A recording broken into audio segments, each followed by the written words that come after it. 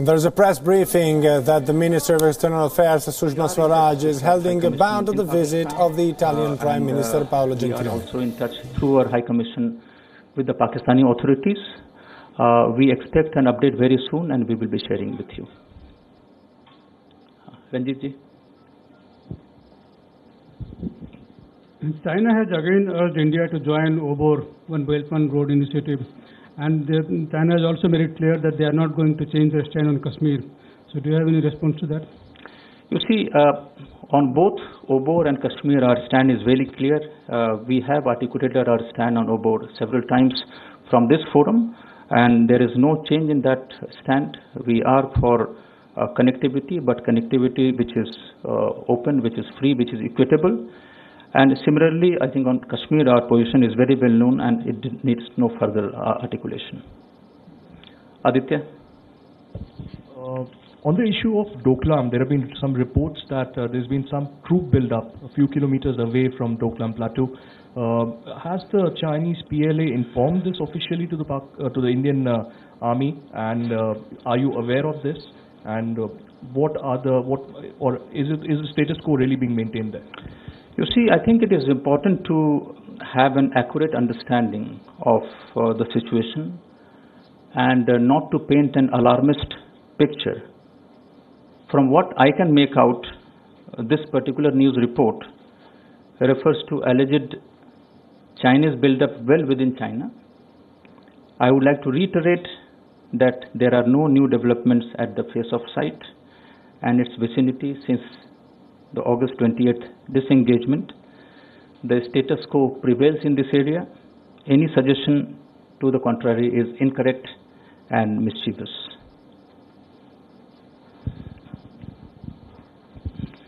Sir, media के कुछ हिस्से में ये भी खबर आ रही है कि ISI ने बांग्लादेश में तख्ता पलट की कोशिश की थी और इस संबंध में इंडियन एजेंसीज ने ढाका को सूचित किया था. क्या कुछ अगर अपडेट है जो आप शेयर करना चाहें? मुझे लगता है कि जो खबरें आपने देखी हैं वो स्पेकुलेटिव हैं और विदेश मंत्रालय की तरफ से हम उसको कोई क्रेडेंस नहीं देना चाहेंगे, कोई सपोर्ट नहीं देना चाहेंगे. Shridhar. Sir, can you just give us an update on the attack on the developments following the attack on the Swiss couple from the External Affairs Ministry, and what exactly has the Swiss government told you on this, their diplomatic mission in Delhi? You see, there are two elements to this incident. The first, of course, I should strongly condemn this incident. And the first aspect is related to the law and order part of it. And I'm sure all of you know that the attackers have been arrested. But I would like to also highlight the importance which our ministry attaches to quick redressal of such incidents. And if you have been following the Twitter handle of External Affairs Minister, she was quick to take cognizance of this incident. She sought a report from the state government, and she also directed the two senior officers, including one who was ambassador designate to Switzerland, to go and visit the couple at the hospital, which they did. They also conveyed the best wishes of the Foreign Minister, External Affairs Minister, to the couple. I would not go into the details of the injury to the couple, but we are in touch with the Swiss embassy.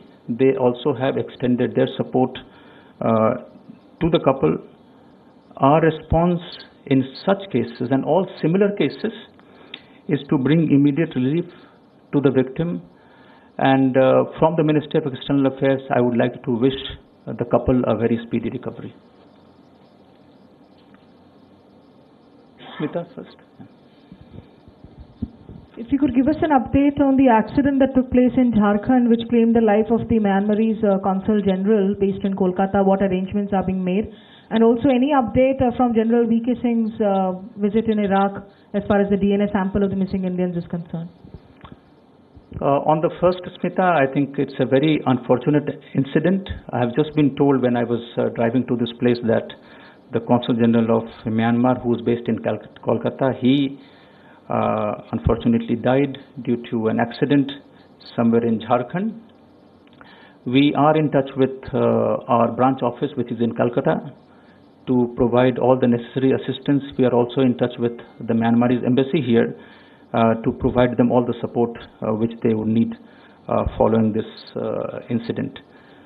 On the issue regarding missing Indians, some of you may be aware about the ongoing visit of our Minister of State for External Affairs, Dr. V.K. Singh, to Iraq. In fact, yesterday he was in Mosul. And you are also aware about the circumstances under which we had sought DNA samples from the next of the kin of the missing Indian nationals. The purpose of MOS VK's visit is to talk to people. He has met a range of people in Iraq, and also to get an update on the 39 missing Indians in Iraq. Akhilesh ji. Sir, President Xi Jinping has again been elected at the same post where he was, and he is told to be more strong than he was earlier. So, and in his statement yesterday, he has told that PLA should be combat ready. So, don't you think that it is again provocating a statement for China after the Doklam standoff? Akhilesh ji, what I can share with you all is that our Prime Minister had sent his best wishes to President Xi for the success of the Congress before the Congress began, and subsequently Prime Minister also congratulated President Xi on his re-election as the General Secretary of the Communist Party. We hope that the direction and the policy set by the Congress will further promote our bilateral relations and contribute to peace and stability in the region.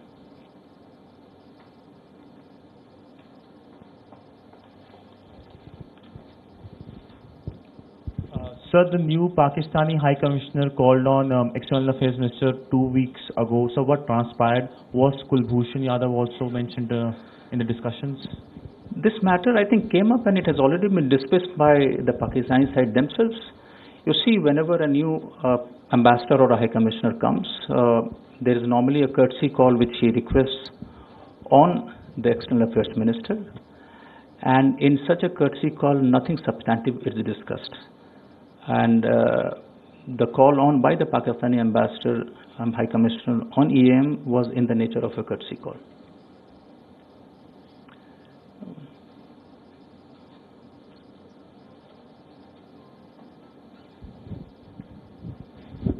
Sir, my question relates to EAM's recent visit to Bangladesh, where apart from JCC, she has also met many opposition leaders there.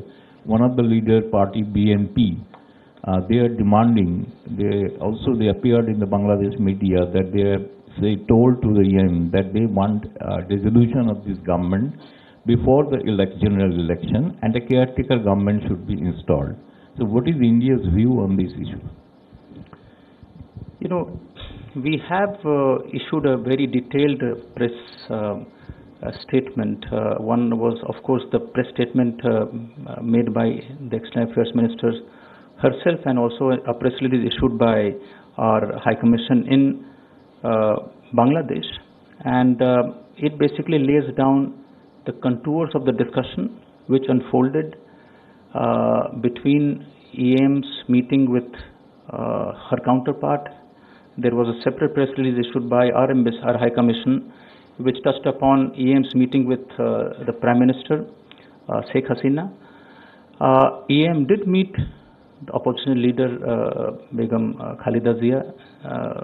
She is not the opposition leader, but she is the chairman of a political party now. EAM also met the leader of opposition later the same evening. Several issues were discussed, basically focusing on how to take the relationship forward, how to work on the agenda of advancing and strengthening bilateral relations between India and Bangladesh.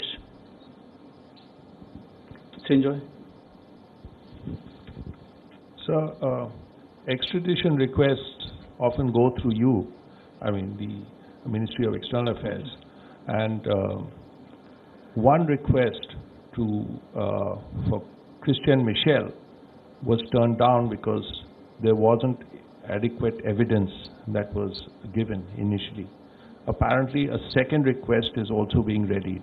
Has it already reached you and to the authorities, the British authorities, or is it on the way?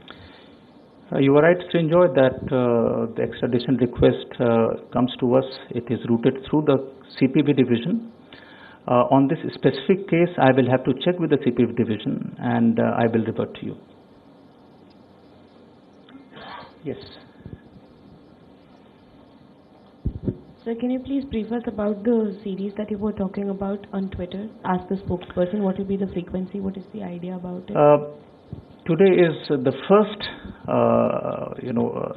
time we are doing it. So today is the first session. The idea was, of course, to give a chance to a layman, somebody who does not understand the nuances of the foreign policy, like all of you do here, and give them a reply which is in very simple terms. For example, if somebody asks me about India-Russia relations, I will try to give them a response which is very simple and perhaps try to connect to the relationship at their level. We have not yet thought about the frequency, but it will be perhaps once in 2 to 3 months. Once every 2 to 3 months. This I will be taking around 8 to 10 questions. Because a lot of questions have come to us. So it has to be selective, and I have to be selective in terms of selection of the questions. But I go live via Periscope. No, once in 2-3 months. Once in 2 months, let's see. So I have decided already it will be once in 2 months.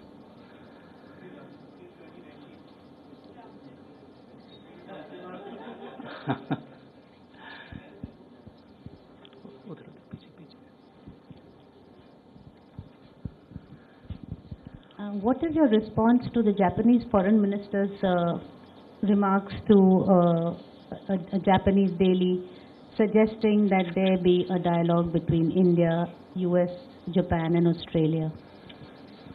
Thank you very much for your question, and I have something for all of you. India is open to working with like-minded countries on issues that advance our interests and promote our viewpoint. We are not rigid in this regard. Because of our broad acceptability as a country, there are a number of such initiatives which we are part of. For example, we did the trilateral meeting with Russia and China last year, and this was on the topic of Asia Pacific. We also do an India, Sri Lanka, Maldives trilateral on security matters. We have been doing India, US, Japan for many years now, and recently we have started India, Japan, Australia. We also have India, Afghanistan, Iran, and we are looking to hold the India, US, Afghanistan meeting. All these meetings are conducted at different levels. As far as we are concerned, we have an open mind to cooperate with countries, with conversions, but obviously on an agenda which is relevant to us. I have answered whatever I had to, so it is up to you to interpret from my statement. You have asked your question, right? Just hold on. Yeah.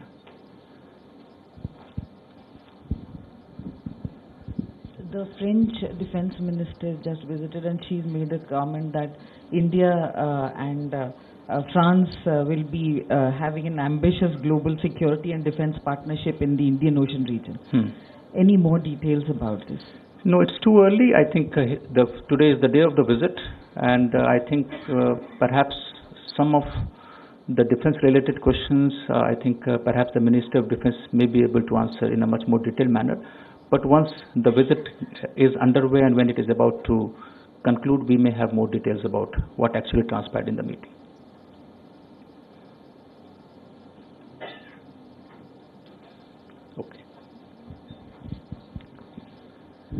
If you permit me, I'll have two questions. One is a follow-up to the question asked on BRI. You mentioned that India is open to working with like-minded countries and is not rigid. That's not BRI. That was no. That was a quadrilateral. That was extension of India, Japan, US quadrilateral to include Australia. So we are open to work. That is what I said. Okay. Yeah. Okay. In that case, I'll ask you this question about the Pakistani foreign minister when Tillerson was in New Delhi spoke about in their parliament about how US has shared a list of 75 militants with the Pakistani government, which does not include Hafiz Saeed and the others who are wanted here in India. How do you look at that statement? Do you think they are giving it a spin, deliberate spin, or how would you read those remarks of the minister there? Thank you very much for your question. Unfortunately, the list which was shared by the US to Pakistan, we never received a copy of that, and we are unable to comment on exactly who are included and who are excluded, and that is the reason why I'm not in a position to respond to your question. If there are no other questions.